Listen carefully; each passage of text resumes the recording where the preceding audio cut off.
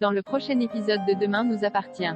Tandis qu'un indice met la police sur la piste de l'agresseur de Nord, Charlie et François donnent une nouvelle chance à leur histoire. En parallèle, Mona a bien besoin d'un prof particulier. Attention, les paragraphes qui suivent contiennent des spoilers sur l'épisode de Demain nous appartient diffusé demain soir sur TF1. Si vous ne voulez rien savoir, ne lisez pas ce qui suit. Vendredi 18 mars dans Demain nous appartient. Irène a-t-elle essayé de tuer Nord? Après son agression de la veille, Nord est interrogée par Martin et Aurore. Elle leur explique qu'elle a été attaquée par derrière et que la seule chose dont elles se souviennent est que son agresseur portait des gants en latex. Martin demande à la jeune femme si cette agression pourrait avoir un lien avec sa liaison avec Cédric. Nord leur raconte alors que Irène Lopez Diallo est venue lui rendre visite et qu'elle était très en colère. Elle ajoute que Lilian l'a également menacée mardi. Elle n'imagine pas le fils de Cédric lui faire du mal, mais Soraya ne semble pas du même avis. Martin se rend alors au domicile des Lopez Diallo pour poser quelques questions à Irène. Celle-ci assure qu'elle était dans son lit au moment de l'agression, c'est-à-dire entre 23h et 1h du matin. Cédric confirme que son épouse s'est couchée tôt, avant d'ajouter qu'ils ne dorment plus ensemble et qu'il a hérité du canapé depuis plusieurs nuits. Mais il est certain qu'il aurait entendu Irène si elle avait quitté l'appartement en pleine nuit. Irène explique ensuite qu'elle a bien rendu visite à Nord hier dans la journée pour lui demander de quitter Cédric, mais elle n'a pas l'impression de l'avoir menacé pour autant.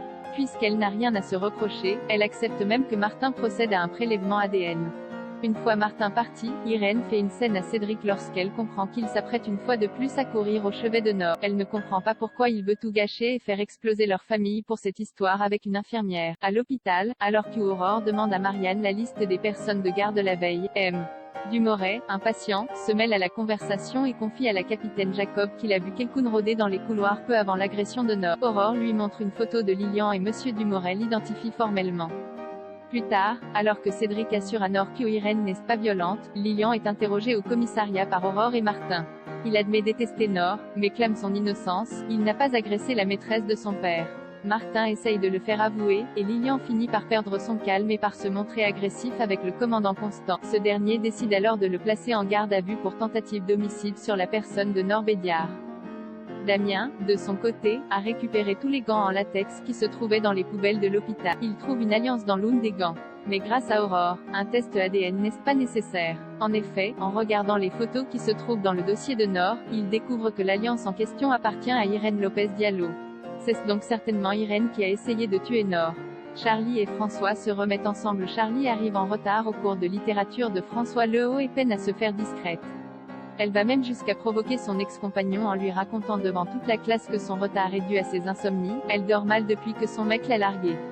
Puis elle demande à son prof s'il a déjà eu une peine de cœur en le regardant droit dans les yeux. Plus tard, dans la cour, Charlie et François s'échangent des messages par SMS interposés.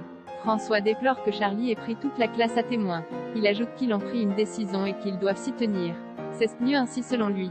Nathan rejoint Charlie et remarque qu'elle ne va pas bien. Il la pousse à se confier à lui et Charlie finit par lui avouer qu'elle a eu une relation avec François Lehaut, tout en lui faisant jurer de ne rien dire à personne. Le soir venu, Charlie retrouve François devant chez lui pour lui rendre ses affaires. Elle avoue qu'elle ne veut rien garder qui lui rappelle leur histoire.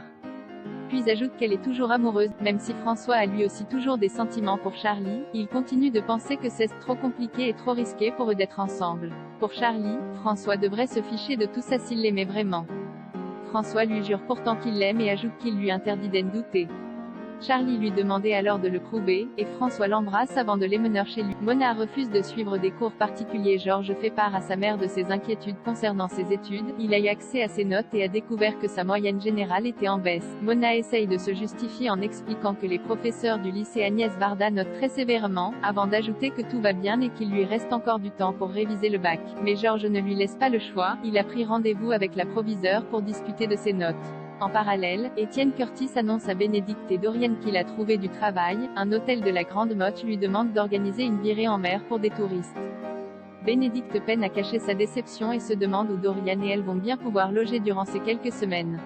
Elle rappelle à son mari qu'il avait promis de se sacrifier pour trouver un boulot sur la terre ferme afin qu'il puisse rester à Sète, et lui fait comprendre qu'il serait temps qu'il se bouge pour trouver un emploi à Sète.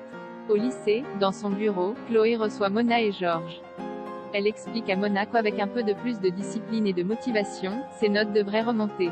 Une fois le rendez-vous terminé, Georges propose à Mona de lui trouver un prof particulier pour l'aider à réviser. Dorian, qui a entendu leur conversation, leur propose les services de son père, et Mona et George partent donc rencontrer Étienne au Spoon. Étienne raconte qu'il a été prof de français et qu'il a donné des cours durant 8 ans à Dorian durant leur tour du monde. Mais Mona campe sur ses positions, elle n'a pas besoin de soutien.